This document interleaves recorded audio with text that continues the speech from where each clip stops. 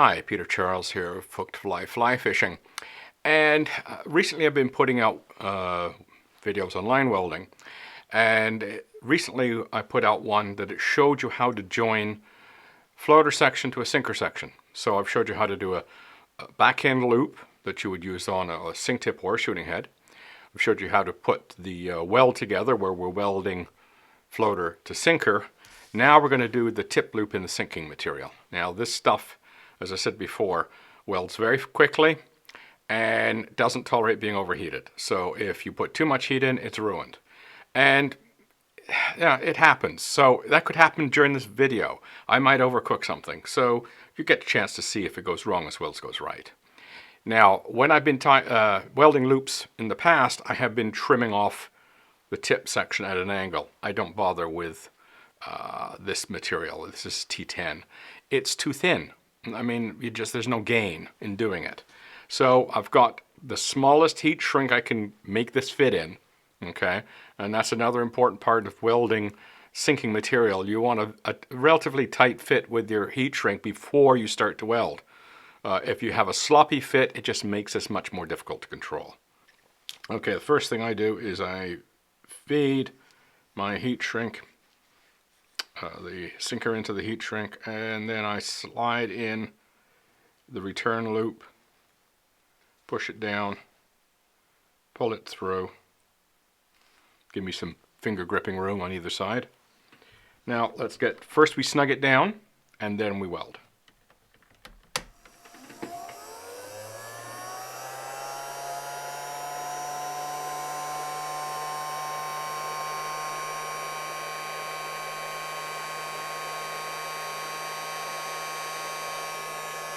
Okay, make sure it all lines up.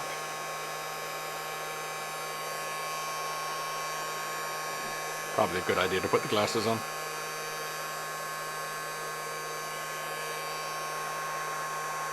Start with the tag end.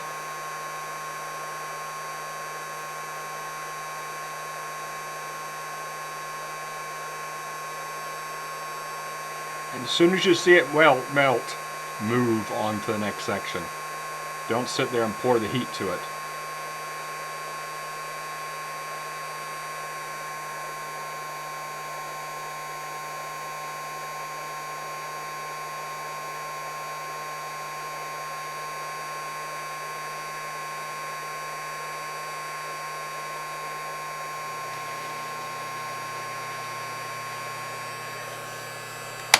Okay, we'll let that cool, and I like to lay it straight like that on the surface and let it cool like that, because what I found with with sinking material is that if you allow it to, cool off in a curve, then it stays that way. So by laying it flat, letting it cool flat and straight, it stays straight when we pull the heat shrink off and when we go to use it. So let's wait a bit, give this 5 minutes to cool, and then we'll be back at it.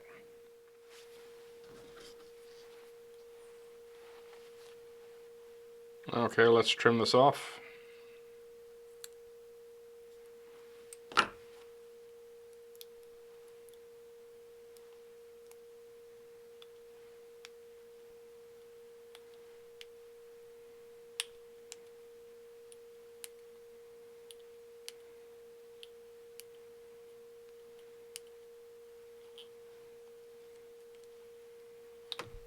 There we go.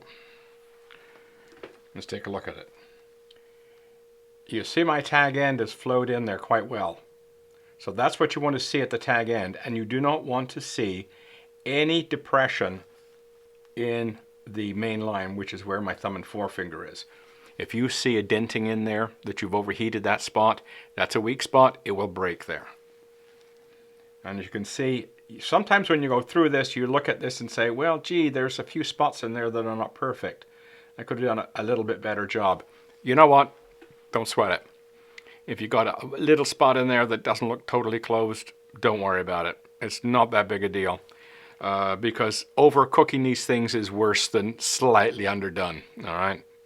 You want it medium rare rather than well done, crispy.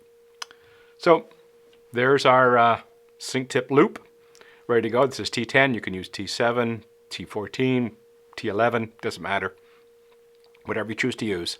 Just remember they have a mono core, and if you overheat them, you damage the core, and it's too weak and it will break. Always pull test these when you're done to make sure that everything works fine. So there you go. That's how to weld a loop on the end of a sinking material. Cheers.